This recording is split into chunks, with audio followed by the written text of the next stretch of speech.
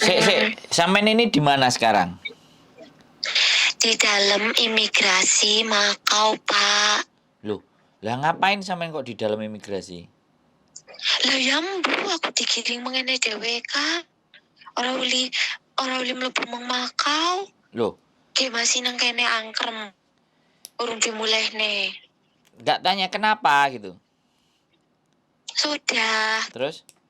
Bu, tiket kamu jam 11 lebih. Kamu harus pulang ke Hong Kong, harus memperpanjang paspor kamu di Hong Kong, bilangnya kayak gitu. Oh, Ya tak iya iya. nih baik. Iya. Karena paspor sampean kurang, bener. Oh, jadi ditolak sampean paspornya kurang. Iya, jadinya ya wis lah, kon mulai Indo ya wis mu. Pak, dewe maning aku wis mumet banget ndasku kok. Ya Allah, anak-anak bayang buang-buang duit, karena ngene wis $400. Sampean tadi ke tempatnya agent nggak? Engko wengi disusul nang ejen Pak, wis disit ya Pak. Ki wis wis imigrasi wis teka Oh, uangnya. oke ya wes. Oke, ya wis bye-bye. Bye. Oke teman-teman semuanya, luar biasa ya. Ini perjuangan. Nah, kalau mbaknya ini apes. Kenapa apes? Saya juga nggak paham nih. Padahal, oh dia 8 bulan. 8 bulan proses ke Hong Kong. 8 bulan proses ke Hong Kong. Tapi paspornya kok sudah mati. Makanya mumet dasku tak jadi OS katanya. Wah ya bahaya ini. Jadi dia WhatsApp, dia harapannya ke Makau, tapi sama imigrasi Makau ditolak karena masa berlaku paspornya kurang dari 6 bulan. Nah ini ternyata buat teman-teman berhati-hati pada saat kalian bepergian dengan masa paspor yang kurang dari 6 bulan. Kalian akan dikembalikan lagi. Ya, kalau dari Hong Kong mau ke Makau, Makau menolak. Jadi dibalikan lagi ke Hong Kong.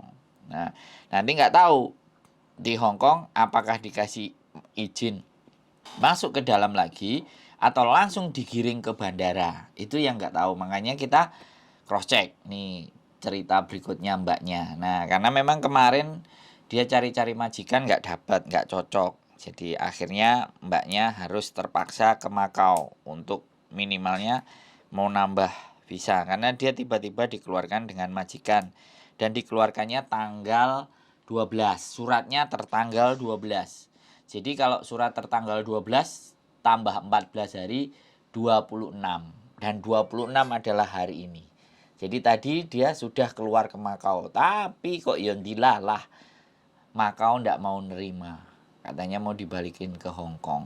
Nah aku nggak ngerti juga di Hong Kong nanti dia akan langsung digiring ke bandara atau disuruh masuk ke dalam dulu, suruh renew paspor di imigrasi. Kemudian seperti itu, apakah bagaimana kelanjutan ceritanya? Tapi yang jelas, kalau pulang ke negara asal kemungkinan masih bisa. Tapi kalau untuk melancong kemana-mana mungkin itu sudah peraturan internasional ya teman-teman. Bahwa paspor kurang dari 6 bulan itu tidak akan diizinkan untuk memasuki area dan negara lain. Sebenarnya itu peraturan yang semua orang pastinya sudah tahu. Nah, sekali lagi dan ini peraturan juga, aku nggak ngerti apakah ini peraturan wajib atau apa. Ketika kita renew paspor di imigrasi, di konsulat KJRI, ya, ini selalu diminta kontrak baru. Nah, kalau tidak ada kontrak baru, pasti disuruh pulang. Lah kalau disuruh pulang nanti renew-nya di Indonesia. Renew di Indonesia, kalau renew manual, syaratnya banyak banget. Akhirnya masuk ke PT. Nah, kalau masuk ke PT, bayarnya lebih tinggi. Ini cerita. Ya, sekali lagi, ya. Saya juga nggak paham kenapa justru yang lagi kesusahan, pingin keluar negeri, memperbaiki nasib, tapi harus seperti ini ya. Sekali lagi, aku nggak tahu harus ngomong dengan siapa, tapi saya pasti akan ngomong dengan kalian. Ini adalah sebuah pengalaman, sebuah cerita. Dan ketika teman-teman kita itu frustasi, maka mereka lebih memilih overstay. Ya kan? Kalau memilih overstay kan kita nggak tahu lagi, dampaknya lebih luar biasa. Ya inilah karena prosedur yang serba sulit. Akhirnya mereka untuk memilih tidak mau ribet, tidak sulit, tidak ada solusi. Nah, dan tapi sekali lagi semuanya tergantung dari anaknya masing-masing, ya, tergantung dari manusianya masing-masing. Apakah mereka benar-benar ya sekali lagi. Dan orang di interminate sama majikan itu pasti punya reason, pasti punya alasan. Jadi kita harus ngerti dan harus paham alasannya seperti apa.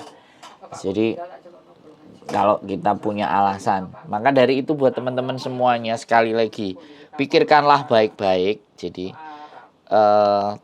tarik mundur dulu, kita pikirkan benar-benar berkali-kali lipat ya untuk mengatur strategi. Bukan tidak boleh ngebreak sekali lagi, tapi apakah kondisi dan keadaan memungkinkan kita untuk break? Dan alasan apa kalau kita break? Dan bagaimana persiapan paspornya? Ya, sekali lagi kita tinggal di negara yang benar-benar peraturannya itu ketat. Ya kan? Kalau di Indonesia, ya saya nggak tahu, saya nggak mau ngomong.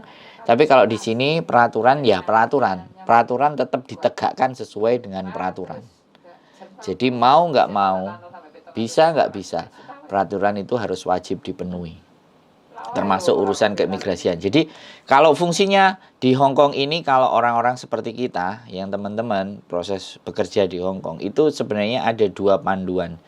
Jadi dua gambaran. Yang pertama dua hal pokok yang memang benar-benar teman-teman harus tahu. Yang pertama adalah namanya ada, saya simpan bukunya, namanya Kitab Kuning. Kalau Kitab Kuning itu kitab dari imigrasi.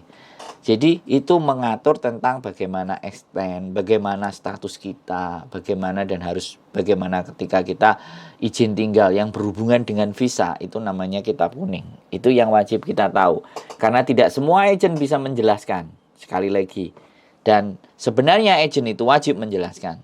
Tapi sekali lagi, daripada kita berharap mereka yang akan menjelaskan, kita harus cari tahu sendiri. Itu bagian visa, izin tinggal, kalau ngebreak masih ada berapa, kalau majikan meninggal, apakah visa putus kontraknya juga hari itu juga.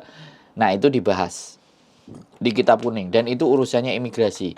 Kalau buku-buku yang diberikan dari labor departemen itu hak dan kewajiban.